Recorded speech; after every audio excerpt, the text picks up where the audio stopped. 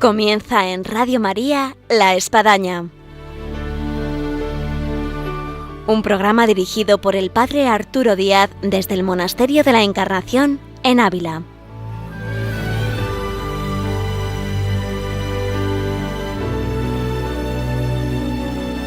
Hola, buenos días. Les habla el Padre Arturo Díaz. Bienvenidos a La Espadaña.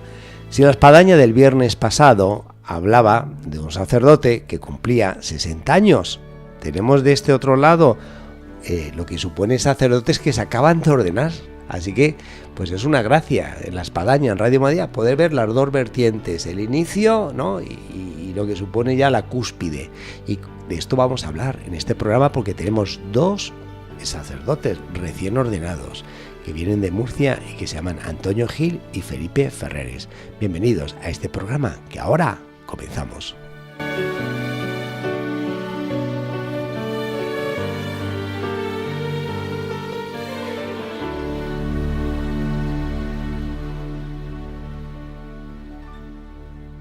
Hola, buenos días. Buenos días, Padre Arturo. Ya hemos dicho que tenemos dos recién ordenados sacerdotes, así recién salidos del horno, y que son el Padre Antonio Gil y el Padre Felipe Ferreres. Sí, así es. Y que procedéis de Murcia, donde habéis hecho vuestros estudios y os habéis ordenado en este verano. ¿Qué días? Yo el día 8. Y yo me ordené también el día 16 de julio, el día de la festividad de la Virgen del Carmen. ¿Y os ordenasteis en vuestras parroquias respectivas? Correcto. No, en mi caso yo fui ordenado junto con mi compañero Carlos Fabián en la Catedral de Murcia. Ah, o sea, tú en la Catedral de Murcia y luego el Padre Antonio, ¿dónde? Yo en la parroquia de Nuestra Señora de la Asunción de Molina de Segura. Bueno, los que son de Murcia o conocen Murcia ya están ubicando las iglesias, las catedrales. ¡Ay, qué bien! ¿No? Incluso vuestros nombres y apellidos. El viernes pasado teníamos aquí a un sacerdote que estaba cumpliendo 60 años, don Juan Manuel Sánchez Caro, de aquí de Ávila. Con él disfrutábamos de lo que han sido estos 60 años de sacerdocio. Con vosotros está a la vista, porque no lleváis más que casi, vas para 60 días ahí, vas para 60 días, ¿no? Y siempre, lógicamente, surge la pregunta cuando uno ve un recién ordenado sacerdote, oye, ¿cómo le dio por ser sacerdote? ¿Cómo surgió? ¿Nos podéis dar unas pinceladas de cómo surge vuestra vocación? Sí, claro. Empiezo yo. Para Antonio, vale. Sí. Pues lo mío comenzó con un viaje. Es un poco peculiar, pero... ¿Y a dónde fue el viaje? Fue aquí a Ávila. Ah, bueno. A Ávila. Fue, empiezo un poco por el principio. Sí. Llegó por entonces a mi parroquia un sacerdote joven con el que yo poco a poco fui haciendo amistad, una amistad cada vez más grande. Y eso me fue ayudando, ¿no?, a entrar cada vez más a la iglesia, a ir profundizando. Incluso este sacerdote me propuso el poder confirmarme, que estaba sin confirmar. Por ese entonces lo veía como... ¿Qué edad tenías, más o menos? Pues tendría 17, 18 años. Uh-huh. Lo veía por entonces como una tontería, como algo... una pérdida de tiempo, ¿no? En ese entonces, pues mi interés iba más por salir con los amigos, estar en un sitio, en otro, en los viajes. Pero realmente el tema de la fe estaba un poco apagado en mi vida. Y el hecho de que llegara este sacerdote a la parroquia, pues también fue que él hizo que fuera introduciéndome cada vez más en la vida eclesial y hizo que fuera despertando en mí, ¿no?, este deseo por las cosas del Señor. ¿Y cómo fue el caso concreto de la vocación? Pues ese septiembre el señor obispo decidió cambiar a este sacerdote y trasladarlo. Y para mí fue un momento de turbación, porque todo lo que había experimentado estos meses, esa cercanía a la iglesia, parecía que se venía todo abajo, ¿no? Y que llevabais poco tiempo. Claro, es decir, yo comenzaba a entrar a la iglesia, ya cada día frecuentaba la Santa Misa, cada día desayunaba, comía, pasaba siempre más tiempo en la iglesia que en mi propia casa, ¿no? Entonces el hecho de que este sacerdote se marchara, pues para mí también fue un punto de inflexión, ¿no? Y el viaje, ¿cómo comenzó? Concretamente fue a la toma de hábito de una carmelita, la hermana Juana. Y fue un viaje en el que yo pude compartir con otros sacerdotes de la diócesis que vinieron a la toma de hábito.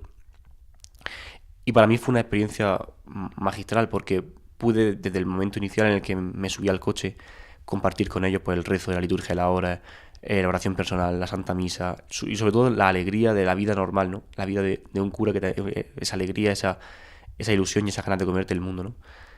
Y en ese viaje a Ávila, pues como he dicho, pues pude compartir con ellos su día a día, la alegría de su propia vocación. Y ya el Señor iba tocando mi corazón, ¿no? Recuerdo que la noche anterior a la toma de hábito, el Señor ya suscitó en mí por poner palabras a muchas cosas que sentía en el corazón, y fue como un primer inicio de poder desahogarme. Y incluso recuerdo que esa misma mañana, cuando bajaba a la Encarnación, decidí confesarme, ¿no? De las primeras veces que me confesaba. Y pude vivir incluso la toma de hábito con una celebración en la que llenó completamente mi corazón, ¿no? El punto también de inflexión donde fue luego a la hora de entrar al locutorio y ver a la hermana Juana, pues para mí fue un impacto muy grande, porque la recordaba en el museo, en la Catedral de Murcia, la recordaba en Murcia. Sí, porque ella llevaba el Museo Catedralicio de Claro, Murcia. trabajaba en el museo con don Francisco Alegría. Y el hecho de verla a través de esa doble reja, a través de verla y sobre todo con el hábito puesto, y lo que más me impactó fue sobre todo la cara de alegría que tenía, ¿no? Qué cara de alegría. Yo en el fondo de mi corazón pensaba, yo quiero ser igual de alegre, ¿no?, que está ella. Y sí, ahí todavía no era consciente muy bien de lo que me estaba pasando, pero es verdad que estaba un poco removido. Fue en esa vuelta hacia Murcia cuando todo se me vino encima, ¿no? Fue cuando la experiencia de volver a una vida en la que verdaderamente yo creo que no me llenaba. Era muy buena, una vida en la que eras muy feliz, pero el punto de felicidad que había alcanzado, ¿no?, en este fin de semana, pues ya era algo que mi corazón me pedía, ¿no? Esa vida con los sacerdotes, esa vida en la que pues había olido, ¿no?, ese olor a santidad, ese olor al cielo. Pues como que el Señor se fue valiendo de todo esto para ir suscitándome al corazón esa idea de querer ser sacerdote, ¿no? Recuerdo que la mañana siguiente me levanté un poco turbado, sí, estaba emocionado, y recuerdo que incluso ese día comía con la familia, no podía estar, ni siquiera me tuve que levantar, me fui, y en un momento en el que estaba paseando por la huerta de allí de Murcia, decidí llamar a este sacerdote que me acompañó hacia Ávila y decirle que entre lágrimas, que creía que el Señor me estaba llamando a ser sacerdote. Y ahí pues empezó un itinerario, ¿no?, de discernimiento. Lo que hace un viaje, ¿eh? Lo que hace un viaje. Lo que hace venir a Ávila. Te cambia la vida. Lo que hace venir al Monasterio de la Encarnación. Totalmente.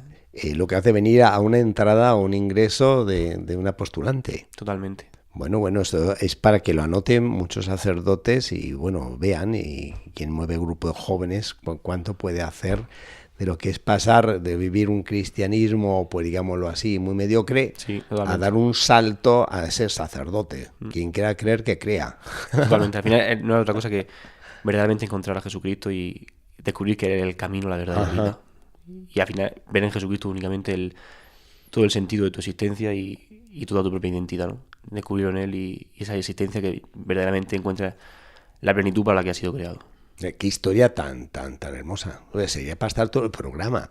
Esta vez tenemos dos los sacerdotes, así que hay que compartir. Dicen que no hay dos vocaciones iguales. Así que después de estar escuchando esta, dice, está maravillosa. Bueno, vamos a escuchar la de aquí, la de Felipe, y que nos cuente cómo surge la vocación. Pues yo en concreto, hay un día que recuerdo con mucho cariño, que fue el 27 de abril del año 2003. En el año 2000 estuve en la JMJ, una excursión que salió con el Club Almudí. La de Roma. Sí, efectivamente, con el Club Almudí. Lo que hacen las Jotas en las Jotas, ¿eh? Sí, así es. Pues fui a Roma con el Club Almudí de Valencia y había muchos seminaristas, muchos sacerdotes. Yo al mismo tiempo también terminando mis estudios de secundaria, luego comencé la carrera de Derecho. Y entonces, en el año 2003, estaba yo en el primer curso de la carrera. Un seminarista de mi parroquia, con el que tenía, ¿no?, con el que iba manteniendo relación, él me invitó allí al seminario porque iba a recibir el ministerio laical del acolitado. Sí. Y entonces me acuerdo, claro, después de tanta experiencia compartida con los seminaristas, estaba yo allí y no sé cómo, estando allí me surgió como aquella voz por dentro que el Señor va y dice en tu corazón, ¿y por qué no sacerdote? En aquel momento recuerdo que se lo comenté al confesor que tenía, que era un jesuita, y entonces él se remitió a otro jesuita que yo no conocía. Y entonces yo fui directamente a hablar con mi párroco. Y tal es así que mi párroco concertó incluso una entrevista con el rector, don Fernando Egea, que antes de ser rector era vecino mío del edificio. Conocido. Y vivía... Y era jefe de la comunidad de vecinos, además. Sí. ¿En serio? No sé, creo que algún cargo tuvo, pero no sé cuál fue en concreto. Y entonces me entrevisté con él, y cuando iba a entrar ya en el preseminario, esto y lo otro, voces de alrededor me decían si no era el momento, si mi carrera, y yo que soy quizá una persona en ocasiones algo insegura, miedosa, pensé lo mismo, esto es más invención mía que otra cosa. Eso fue el año 2003 y yo entré en el 2017. Pues O lo sea, puedo que, decir... que llovió, dio Pues tiempo le para pue- acabar la carrera y 2 o 3 carreras más. Le puedo decir, padre Arturo, que en palabras de la madre Cristina Arteaga de la Cruz, Sí, los 14 años fueron la lucha del amor contra el amor.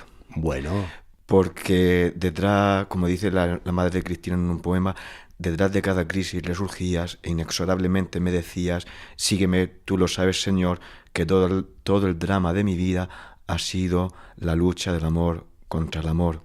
Estuve luego 6 años preparándome una oposición. Cuando terminé la carrera quizás no tuve valentía suficiente y cuando abandoné la oposición no me quise ir directamente al seminario. En el año 2013 llevaba acompañamiento con un jesuita, me metí en un despacho de abogado que he estado muy contento y muy a gusto, sirviendo y amando a todos los clientes que iban con todas sus inquietudes, al mismo tiempo también dando catequesis de confirmación, de voluntario en Proyecto Hombre, visitando también las residencias de las hermanitas de los ancianos desamparados de Santa Teresa Jornet, incluso conocí también una chica y en medio de todo esto el amor de Dios irrumpe cuando me dejé la oposición.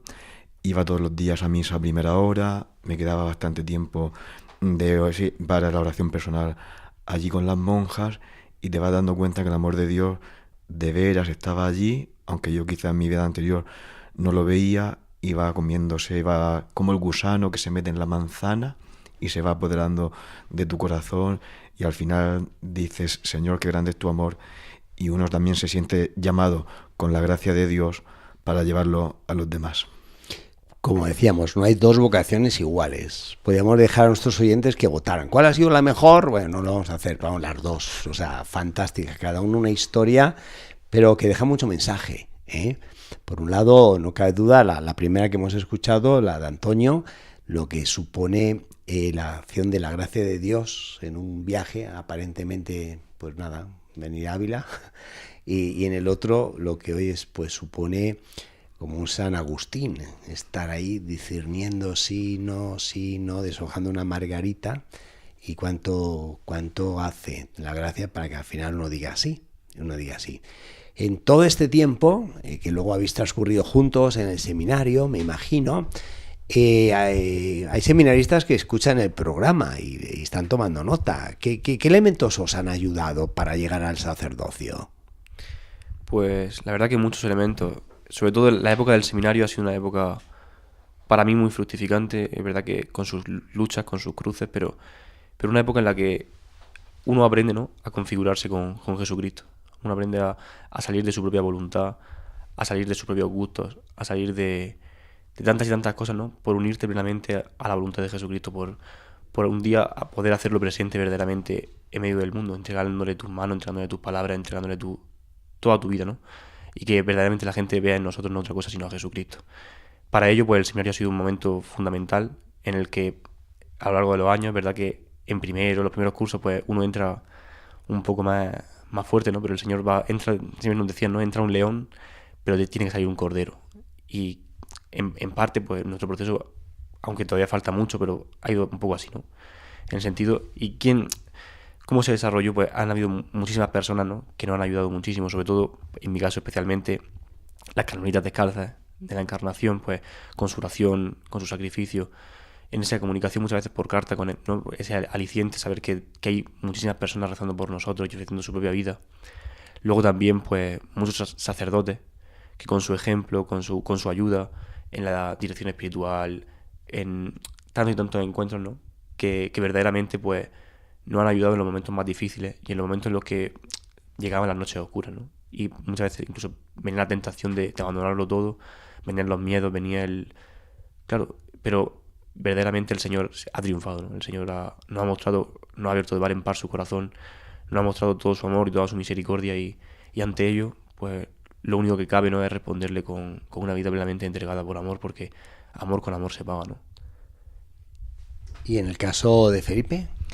En mi caso en concreto, yo señalaría, junto a los elementos apuntados por el padre Antonio, la importancia de la oración, el acompañamiento y la vida espiritual para poder crecer en esa amistad con Cristo, que es el que verdaderamente nos llama a seguirle. Sí que es cierto que en ocasiones cada uno en su parroquia, en su voluntariado, hemos podido estar haciendo 1000 cosas al final, pero ser sacerdote al final es ser uno con Cristo.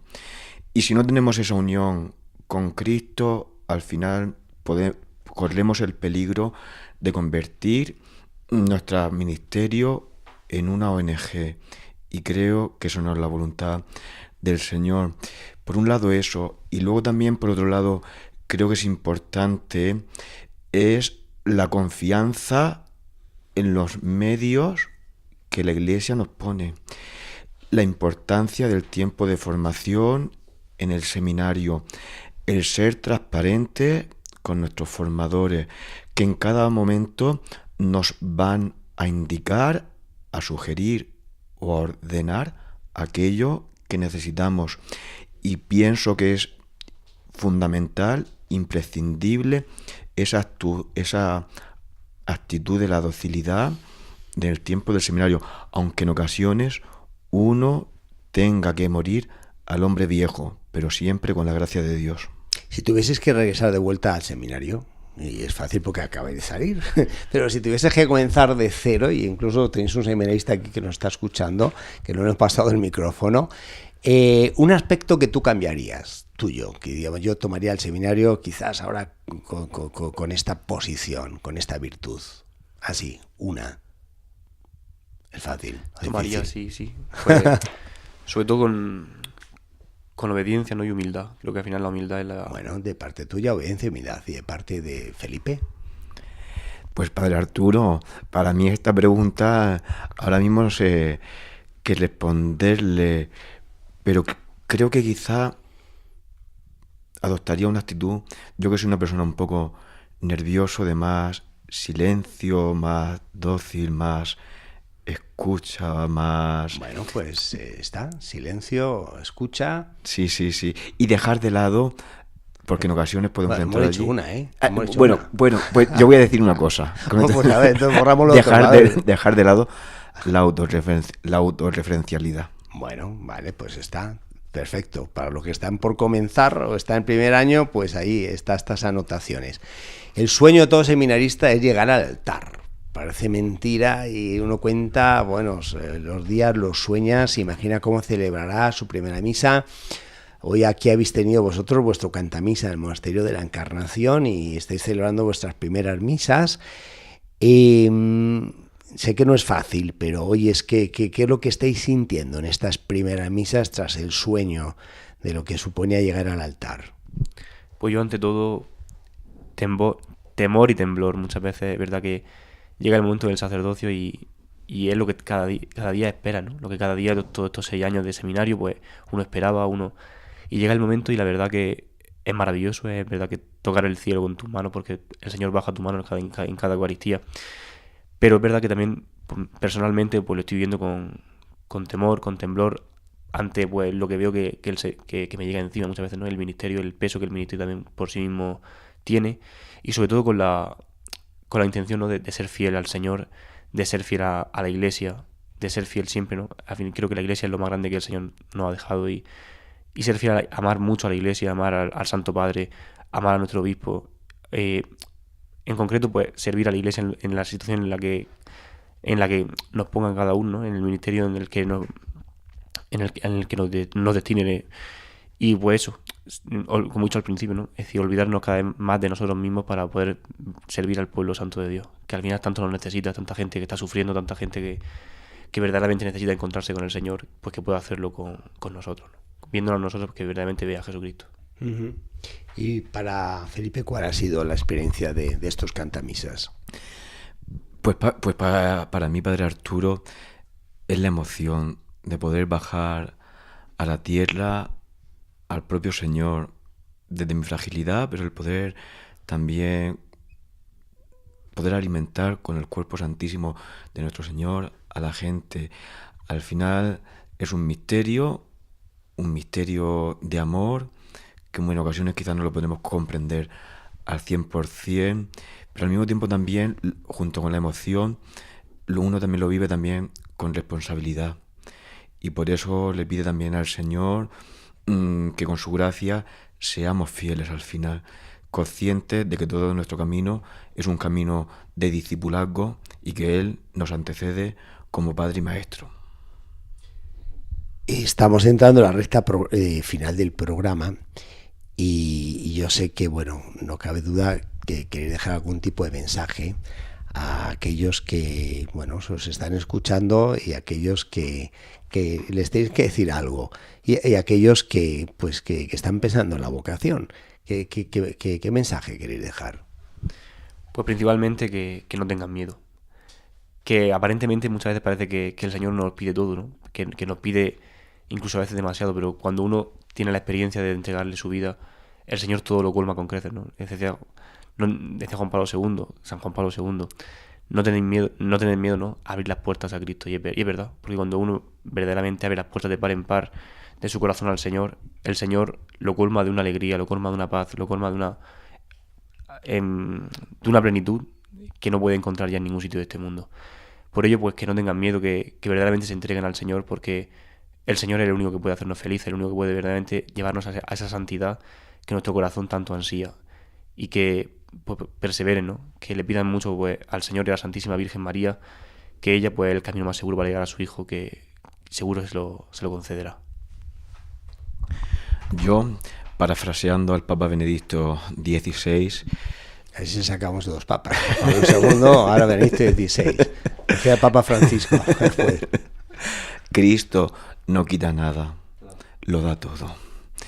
Y es ese convencimiento, en ocasiones quizás nos podemos aferrar a esos aparentes tesoros, y cuando quizás comienzas a andar y echas la mirada atrás, dices: Señor, me ha tocado un lote hermoso, me encanta mi heredad. Y no hay cosa más hermosa también al final cuando ves que el Señor te regala su gracia, su libertad, su alegría. ¿Qué más alegría al final en dar que en recibir? Y que nos ha tocado un lote hermoso, y el amor de Dios es el que dinamiza nuestra vida, nos acompaña todos los días, y si con el convencimiento que si también nosotros cuidamos de Él, Él jamás dejará de cuidarnos. Solamente les pido que también que recen por la fidelidad de los sacerdotes. Citando al Papa Francisco, así completamos, él cuando salió al balcón de San Pedro, y es algo que, habiendo sido mi obispo por 10 años en Buenos Aires, yo se lo escuchaba cada vez que me encontraba por él en cualquier calle de Buenos Aires, ¿no? Reza por mí, y es lo primero que pidió cuando salió al balcón de San Pedro: recen por mí. Yo creo que esta oración la tenemos que manifestar en estos micrófonos, porque soy fruto de una oración bien ensalzada aquí en el Padre Antonio de las Carmelitas, de lo que supone la vida orante y contemplativa de la Iglesia, pero también siento, y es para animar a nuestros oyentes, de cuánta oración, de quienes están en los hospitales, de quien se encuentra en residencias de mayores, quien se encuentra imposibilitado, quien es sacerdote ya mayor y no hace más que escuchar Radio María y rezar por los sacerdotes. En fin, cuánta oración que hace auténticos milagros, y que vosotros pues sois uno de ellos, no cabe duda. Y esto para que nos animemos y podamos percibir el fruto de esa oración que no es vana, sino que se concretiza y que hace pues posible el caso de vuestras vocaciones y de lo que es vuestro sacerdocio. Pues sí, Padre Arturo, gracias a todas estas personas que cada día pues nos sostienen con su sufrimiento, con su oración entregada, muchas veces callada, y en la que vemos los frutos cada día en el ministerio. Cuando vienen las cruces, cuando vienen los sinsentidos, incluso cuando viene el momento de tirar la toalla, pues que es toda esta oración de toda esta gente que entrega verdaderamente su vida en ese amor a Jesucristo, en la que nos sostiene, ¿no? Cada día, en seguir entregando nuestra vida por todas las almas, para que la gente pues, verdaderamente pueda encontrarse con Jesucristo y mediante todo pues, encontrar su propia salvación. Bueno, vamos de este programa animadísimos, percatando cómo Dios sigue llamando, cómo se llega al sacerdocio, cómo hemos podido compartir aquí con 2 nuevos sacerdotes de la diócesis de Murcia, con Antonio Gil y Felipe Ferreres, sus primeras misas, la primera misa aquí en el Monasterio de la Encarnación en Ávila. Y veis, felicidades por vuestro sacerdocio y recordad que no es vuestro, que es del Señor y todo lo que podéis hacer a través de Él. Muchísimas gracias, Padre. Llegamos así a nuestro final del programa del día de hoy, en la alegría de estos 2 nuevos sacerdotes que bien nos han incentivado a lo que supone nuestra oración, entre otras cosas, por las vocaciones, por los sacerdotes y ver la realidad de las mismas. Así que desde este programa tan especial nos despedimos y les esperamos hasta el próximo viernes, Dios mediante, aquí en Radio María.